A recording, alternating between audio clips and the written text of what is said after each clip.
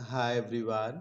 आज हम idioms and phrases का लेक्चर नंबर 7 स्टडी करेंगे। होपफुली आपने पिछले सारे वीडियोस देख भी लिए होंगे और आपको पिछले सारे लेक्चर्स जो हैं अच्छे भी लगे होंगे।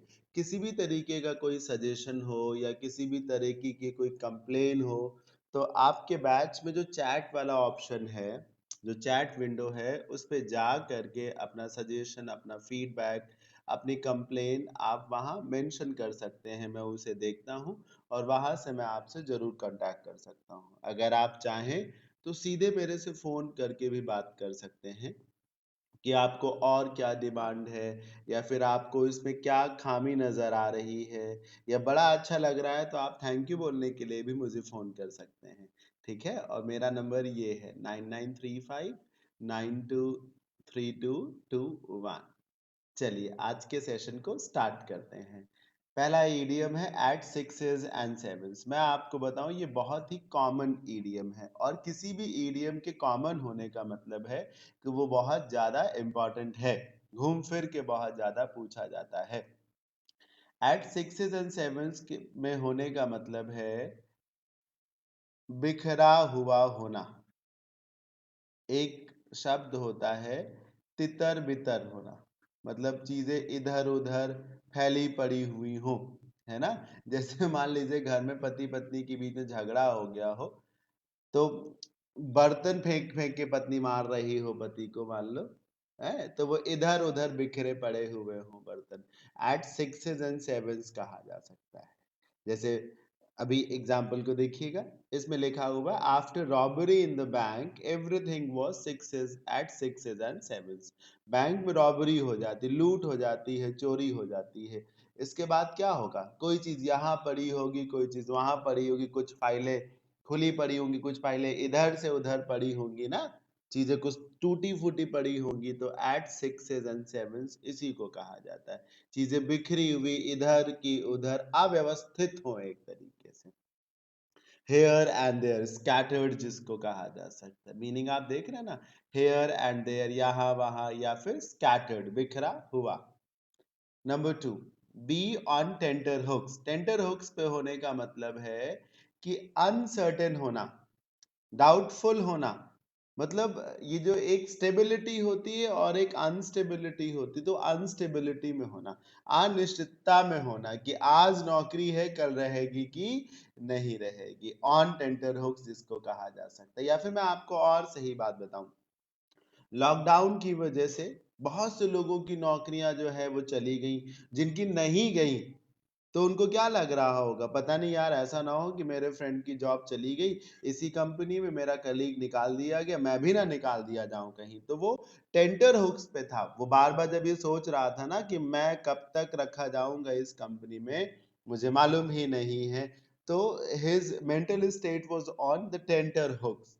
ठीक है, कंफ्यूजन के स्टेट में होना कि क्या होगा, है ना, थोड़ा नर्वस होना, परेशान होना कि क्या होगा। Life is on enter hook. जैसे देखिए ना, टेट में 69,000 वैकेंसीज लंबे समय से फिल नहीं की जा रही हैं। तो जिन जो भी एलिजिबल कैंडिडेट्स हैं, जिन्होंने टेट क्वालिफाई किया हुआ बहुत मेहनत करके, उनका करियर क्या है? It is lying on the tenterhooks, है ना। वो फंसा हुआ, अनसर्टेन, उन्हें मालूम ही नहीं है कब ज्वाइनिंग होगी, होगी भी कि नहीं होगी। तो it is like to be on tenterhooks. ये देखिए एक इमेज आपके सामने आ रही है, इसी को टेंटर हुक कहा जाता है। ये एक हुक टाइप से है, इसको दीवार में ऐसे लगा दीजिए और इस पे किसी चीज को टांगा जा सकता है। देखिए जैसे घर में हैंगर होता है, कपड़े उस पे टांग दिए जाते हैं, एक नजरिए से टांग दिए जाते हैं तो सेफ भी है। लेकिन आप यूं भी समझिए, हुक में फंसा करके किसी चीज को टांग दिया गया, तो कल को अगर वो हुक टूट के गिर जाए या हवा चले और कपड़ा उड़ जाए, तो वो फिक्स तो नहीं है ना कि उस पे सेफ है। वो कभी इधर उधर भी जा सकता है ना। अगर आप कपड़ों को बक्से में रखें, हाँ, शेल्फ में रखें, तो वहां मालूम है आपको कि सेफ रहेंगे, गंदे भी नहीं होंगे। लेकिन अगर आपने ऐसे ही, जैसे कि कपड़े सूखने के लिए आपने रस्सी पे टांग दिए हैं, तो हो सकता है 2-3 घंटे बाद आप जाओ तो कपड़े कहीं दूर उड़े पड़े हुए हो या रस्सी से नीचे गिर गए हो। तो वो ऑन टेंटर हुक्स वाली बात हो गई। कि अभी तो सही पोजीशन पे है, क्या पता थोड़ी देर बाद क्या स्थिति हो, है ना। अनसर्टेनिटी वाली स्थिति में हो जाना, अनिश्चित स्थिति में होना कि क्या होगा क्या नहीं होगा। कॉन्फिडेंस जैसी जो चीज होती है ना, जो अश्योरिटी जैसी चीज होती वो ना होना। एग्जाम्पल देखिए, when police caught him with stolen money, excuse me, जब पुलिस ने उसे लूट के पैसे के साथ पकड़ लिया, he was on the tenterhooks, अब वो समझ नहीं पा रहा था कि क्या होगा उसके साथ, तय नहीं कर, अब वो उसे लगा, अब तो गए, अब तो मरे, अब कितना धुनेंगे, कितनी धाराएं लगेंगे, कितने समय की जेल काटनी पड़ेगी, मतलब दुनिया भर के 70 विचार उसके अंदर आ रहे थे, है ना। वो अनसर्टेन हो गया कि क्या होना चाहिए, नेगेटिव है। आपका टेंटर हुक्स पे होने का मतलब है कि आप परेशान हैं, दुखी हैं, चिंतित हैं, बहुत ज्यादा नर्वस हैं, और फ्यूचर को लेके बहुत ज्यादा अनिश्चित हैं, एक तरीके से समझ रहे हैं, फ्यूचर को लेके बहुत ज्यादा अनिश्चित हैं, ऑन टेंटर हुक्स। अब अपने करियर से ही रिलेट कर लीजिए, बहुत आसानी से समझ सकते हैं। बैक स्टेयर्स इन्फ्लुएंस, एक होता है किसी भी ऑफिस में, बिल्डिंग में जाने के लिए सामने का रास्ता, स्टेयर्स मतलब सीढ़ियां, सामने की सीढ़ियां, और एक होती है पीछे की सीढ़ियां। नॉर्मली व्यक्ति जो है वो सामने वाली सीढ़ियों से ही तो जाता है, कुछ लोगों को पीछे की सीढ़ियां भी मालूम होती, उसका क्या फायदा है सर। हर व्यक्ति जो है वो सामने से जा करके अपने लाइन में लग करके कोई काम करवा रहा है, आपको पीछे की सीढ़ियां मालूम, बैक एंट्री भी मालूम है, जो पीछे का दरवाजा है वो भी आपको मालूम है, आप उधर से चले गए और आपको लाइन में लगना ही नहीं पड़ा। तो अनफेयर एडवांटेज लेना, अनड्यू एडवांटेज लेना, समझ रहे हैं ना। हाँ, मतलब लाभ लेना, गलत तरीके से किसी चीज का फायदा उठाना, अपने रुतबे का फायदा उठाना, बैकस्टेयर्स इन्फ्लुएंस का ये मतलब है, अनफेयर एडवांटेज लेना। जो आपके पास जुगाड़ हो ना, जुगाड़ जिसको कहा जाता है, वो बैकस्टेयर्स इन्फ्लुएंस है। जैसे जैसे कि आप सब नौकरी लेने के लिए खूब मेहनत करते हैं हमेशा से, और कुछ लोग आपके बीच में ऐसे भी होते हैं, है ना, कुछ लोगों को बिना मेहनत के ही एक तरीके से उनका जुगाड़ होता है, उसके चलते उनको नौकरी मिल जाती है, उनके पेरेंट्स का जुगाड़ होता है जिसके चलते उनको नौकरी मिल जाती है। इसको क्या कहा जाता है सर, इसी को कहा जाता है बैकस्टेयर्स इन्फ्लुएंस। किसी ने पैसे पास कर दिए, उसको नौकरी मिल गई, तो backstairs influence. He did not deserve the job, वो नौकरी के लायक नहीं था, नौकरी का हकदार नहीं था, वो नौकरी को डिजर्व नहीं करता था। डिजर्व करना मतलब हकदार होना। हाउ एवर, हालांकि he got it by back stairs influence, उसे वो नौकरी मिल गई क्योंकि उसके पापा का जुगाड़ था, है ना, उसके चचा विधायक थे, इसलिए उसको नौकरी मिल गई। शायद आप मेरी बात समझ रहे होंगे। बैड ब्लड, ईर्ष्या, गुड ब्लड है, दो लोगों के बीच में अच्छी बनती है, गुड ब्लड, बैड ब्लड। तो जब दो लोगों के बीच में बढ़िया बनती है तो वो गुड ब्लड है, और जब दो लोगों के बीच में बढ़िया नहीं बनती, अच्छी नहीं निभती है, तो वो बैड ब्लड है। ईर्ष्या है, दुश्मनी है, हॉस्टिलिटी है, जेलसी है, हेट्रेड है, इल फीलिंग है, इसको कहा जाता है बैड ब्लड। एनिमोसिटी आप देख रहे हैं ना, एनिमोसिटी मतलब दुश्मनी, डिसलाइक, नापसंदगी, हेट्रेड, ईर्ष्या, घृणा, इल फीलिंग, मनमुटाव जिसको कहा जा सकता है। तो बैड ब्लड होने का ये मतलब मनमुटाव होना, ईर्ष्या होना, सॉरी, नफरत होना। एग्जाम्पल देखिए, when his friend got promoted, जब उसके दोस्त का प्रमोशन हो गया, राम और उसका दोस्त दोनों कलीग थे, उसके दोस्त का प्रमोशन हो गया, तो राम के मन में अपने दोस्त के ही लिए ईर्ष्या आ गई, है ना, कि ये साला कैसे प्रमोट हो गया, तो बैड ब्लड उसके मन में आ गया। नंबर 5 को देखिए, बैड एग। अब आप इतना तो अंदाजा लगा ही सकते, जब बैड लिखा गया है तो अच्छा मीनिंग तो नहीं होगा। बैड एग, एग का क्या काम है सर, एग एक काम की वस्तु है, वर्दी आइटम है भाई, अंडा लोग खाते हैं, यूजफुल आइटम है। और बैड एग है, बेकार का आइटम है, जिसकी कोई वैल्यू नहीं है, यूजलेस है, जो एक तरीके से वर्थलेस है, अयोग्य व्यक्ति को बैड एग कहा जाता है। अयोग्य, राइटिंग नहीं अच्छी आएगी, इससे काम चलाइए। अयोग्य व्यक्ति को वर्थलेस पर्सन या बैड एग बोला जाता है। सामने इमेज आपको दिख रही होगी, ये देखिए 2 एग हैं, आप गूगल करिएगा, ऐसी इमेज आपको दिखेंगी। मैं कोई डिजाइनर नहीं हूं, मैं कुछ बना नहीं पाता। सारी इमेजेस जो आपको देखने को मिलती सब गूगल से ही मैं लेकर आता हूँ। हाँ, थोड़ा टाइम जरूर देना पड़ता है। फिर मैं आपसे इस बैच के लिए फी चार्ज कर रहा हूँ, तो सेवाएं देने के लिए मुझे मेहनत तो करनी पड़ेगी, है ना? ये तो गिव एंड टेक वाली बात हो गई। हाँ, बाकी आपको मेरा थैंकफुल होना चाहिए, मैं आपका थैंकफुल हूँ कि आप मेरा बैच ज्वाइन कर रहे हैं, पढ़ रहे हैं, और आपको मेरा थैंकफुल होना चाहिए कि मैं अपना भरसक प्रयास कर रहा हूँ आपको अच्छा पढ़ाने के लिए। ये देखिए कितना शालीन है ना, सुधरा हुआ लग रहा है। ये देखो कितना दुष्ट लग रहा है, यही बैड एग है, बेकार का, है ना? एग्जाम्पल देखिए, you can not take his word seriously. आपको उसके शब्दों को गंभीरता से नहीं लेना चाहिए, बेकार का आदमी है वो, उसकी बात का कोई भरोसा नहीं। सच बैड एग, वो एक अयोग्य व्यक्ति है, कोई उससे फ्रेंडशिप करता नहीं है। हाँ, उसकी बात की कोई वैल्यू है? आप उसकी बात को यकीन कर रहे हैं। You must not take his words seriously, he is just a bad egg, a bag of bones. अब आप समझिए, बोन्स मतलब हड्डियां, हड्डियों का झोला। अब हड्डियों का झोला किसको बोलते हैं? अरे हड्डियों के ढांचे को, मतलब जो बहुत दुबला पतला हो, है ना, जिसके शरीर में फैट हो ही ना, हेल्दी जो हो ही ना, मांस हो ही ना, एक तरीके से जो बहुत दुबला पतला, बैग ऑफ बोन्स, बीमार आदमी के लिए इस्तेमाल किया जा सकता है। बूढ़े व्यक्ति जो अक्सर दुबले पतले हो जाते हैं उनको कहा जाता है। अक्सर इसका इस्तेमाल जो है ना किसी पे कटाक्ष करने के लिए किया जाता है, बैग ऑफ बोन्स को। देखिए, अ डिस्परेजिंग टर्म, डिस्परेज करने का मतलब है किसी को हतोत्साहित करना, निराश करना, क्रिटिसाइज करना, खिंचाई करना। इनकरेज का ऑपोजिट है disparage. For a very old person, specially one who has a frail appearance, appearance मतलब जैसा आप देख रहे हो, फ्रेल मतलब दुबला पतला, दुर्बल। तो किसी बूढ़े व्यक्ति को जो दुर्बल हो गया हो, जो आज हड्डियों का ढांचा बचा हो, सामने आपको एक इमेज भी दिख रही है, वो देखिए शरीर के सारे पुर्जे अलग दिख रहे हैं आपको, सब हड्डियां हड्डियां दिख रही, और ये देखिए साथ ही साथ एक बैग भी दिख रहा होगा। ये देखिए, ये बैग है, इसी में सब हड्डियों के ढांचे अलग अलग भरे हुए हैं। तो किसी बहुत बूढ़े दुर्बल दुबले व्यक्ति के लिए इस्तेमाल किया जाता है। जरूरी नहीं कि व्यक्ति बूढ़ा ही हो, लेकिन प्रायः बूढ़े व्यक्ति के लिए, उसका मजाक उड़ाने के लिए ही। Looked like a bag of bones when he was done with his cancer treatment. Done with का मतलब कंप्लीट करना। वैसे तो जब कोई बहुत ज्यादा थक जाता है तो बोलता है आई एम डन नाउ, ऐसे बोलते हैं। और जब कोई नहीं थका, I am not done yet, I am not done yet, नहीं मैं अभी थका नहीं हूं।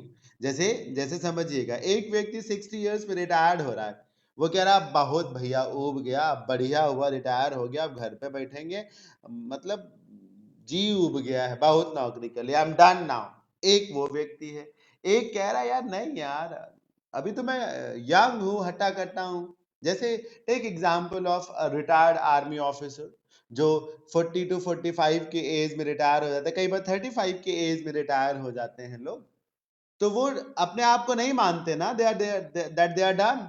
तभी तो वो सिविल में जॉब करने की कोशिश करते हैं, चाहे वो बैंक हो, है ना, चाहे वो पुलिस हो, कोशिश करते हैं, because they believe that they are not done yet। तो ये है। सो डन होने का मतलब है थक जाना, ऊब जाना, पूरा हो जाना। When he was done with his cancer treatment, जब उसका कैंसर ट्रीटमेंट हो गया पूरा का पूरा, 2-3 महीने का प्रोसेस था, तो उसके बाद मतलब ट्रीटमेंट की वजह से, रेडियोथेरेपी की वजह से बिल्कुल सूखा हो गया, हड्डियों का ढांचा सा बचा।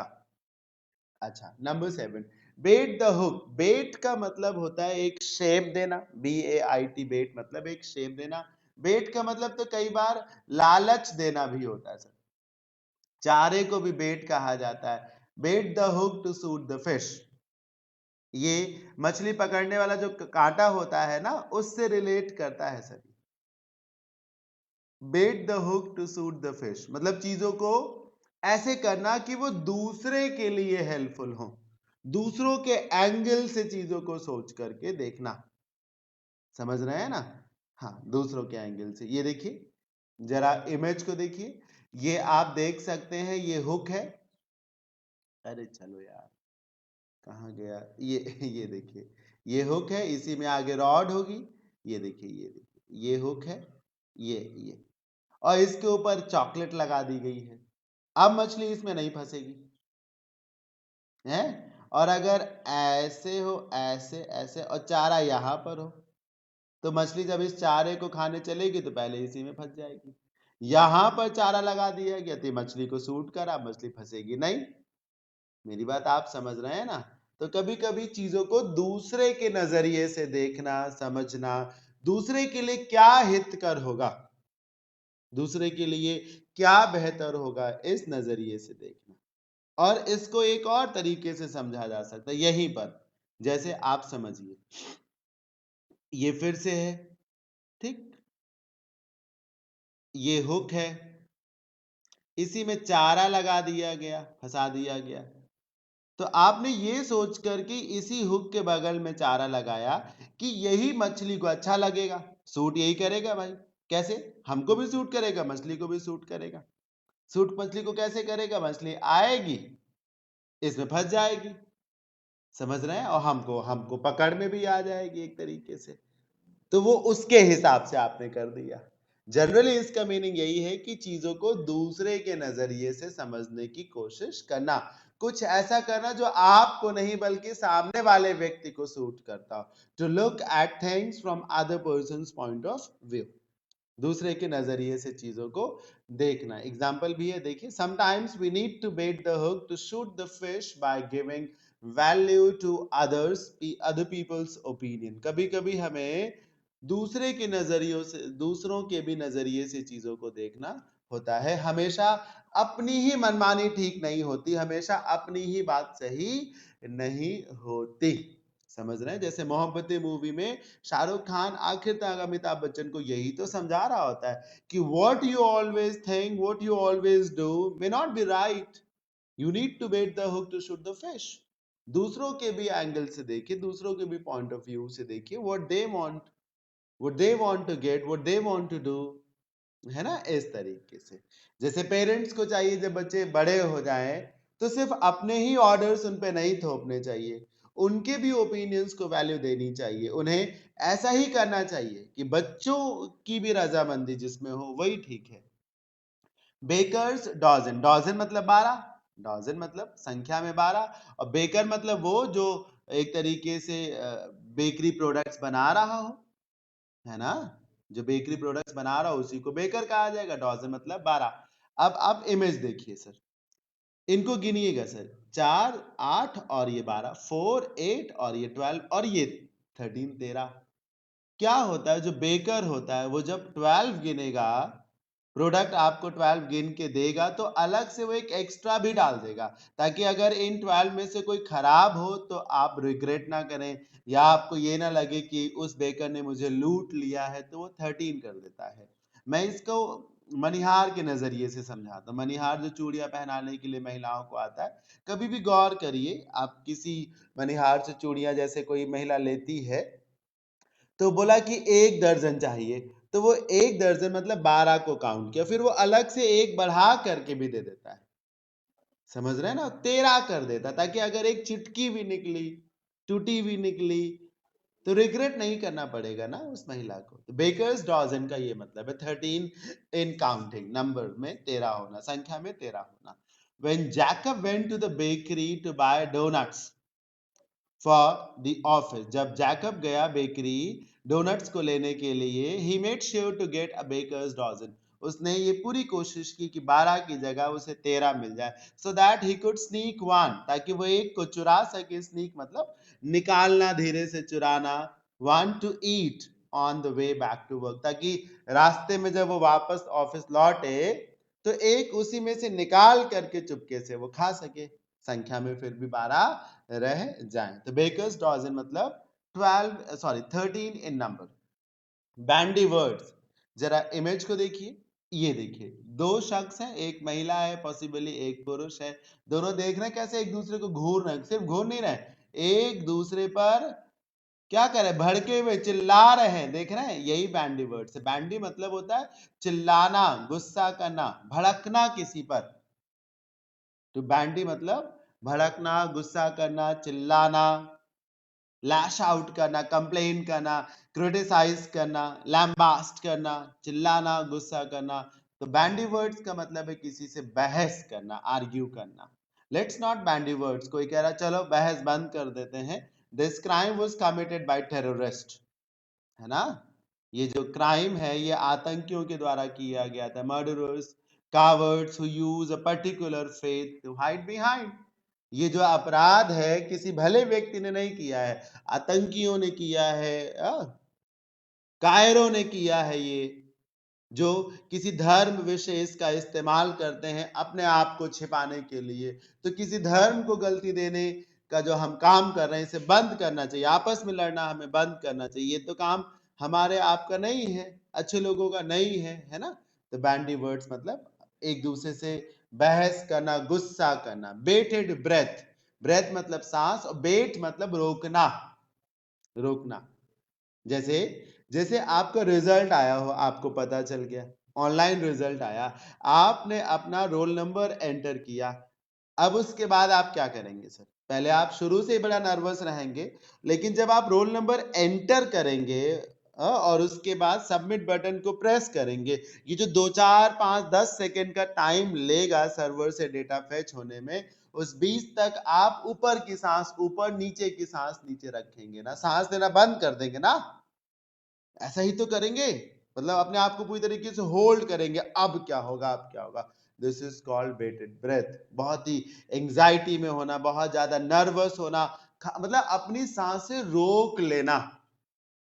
ऐसा कब होता है? जब आप बहुत बेसब्री से इंतजार कर रहे हैं, जैसे जैसे आप आईपीएल देख रहे हो, आप किसी टीम के फैन हो, मैच फंस गया हो, आपकी टीम हार जीत ऐसा फंसा हुआ हो मैच, तो आप क्या करेंगे, एक एक बॉल को बहुत ढंग से देखेंगे, और मतलब कुछ और नहीं सुनना चाहेंगे, देखना नहीं चाहेंगे, हाँ, सांस नहीं लेना चाहेंगे, कुछ खा रहे होंगे तो उसको उसको उसको पचाना भूल जाएंगे, है ना, एक तरीके से मुंह चलाना भूल जाएंगे, सांस लेना भूल जाए। This is called bated breath, holding your breath in anxiety. ये देखिए सर, सामने एक इमेज दिख रही है, कोई मैच है, मान लीजिए फुटबॉल मैच ही है, वो किसी एक पर्टिकुलर टीम के फैन हैं, वो देख रहे हैं कैसे देख रहे हैं, सांसें नहीं ले रहे हैं, ये सब आंखों से आंखें इनकी खुली है, पलक नहीं झपकाएंगे ये। This is called bated breath. जरा एग्जांपल देखिए, they listened with bated breath for the announcement about the winner. जब विनर के अनाउंसमेंट की बात आई तो सांसें रोक करके वो देख रहे थे। जैसे केबीसी में जब नए कंटेस्टेंट की एंट्री होनी होती तो वो एक एंट्री क्वेश्चन पूछते हैं, फिर उसका आंसर देना होता है, आंसर देने के बाद जब वो रिजल्ट अनाउंस करते हैं, 2 3 4 5 10 सेकंड जिसमें लगते हैं, सारे कंटेस्टेंट बहुत बेसब्री से, मतलब सांसें रोक करके वेट कर रहे होते हैं, ना कि सिर्फ कंटेस्टेंट बल्कि उनके जो रिलेटिव्स होते हैं, जो भी जो वहां ऑडियंस में बैठे होते हैं, वो भी बहुत ही सांसें थाम करके वेट कर रहे होते हैं रिजल्ट का। सो thank you so much, hopefully आपने इस सेशन को भी एंजॉय किया होगा।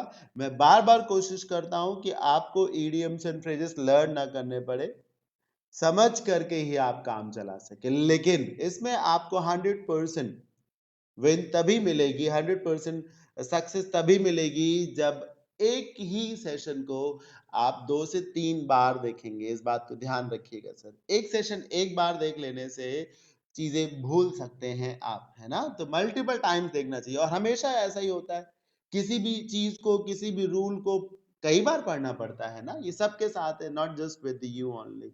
सो thank you so much, bye bye, take care, have a good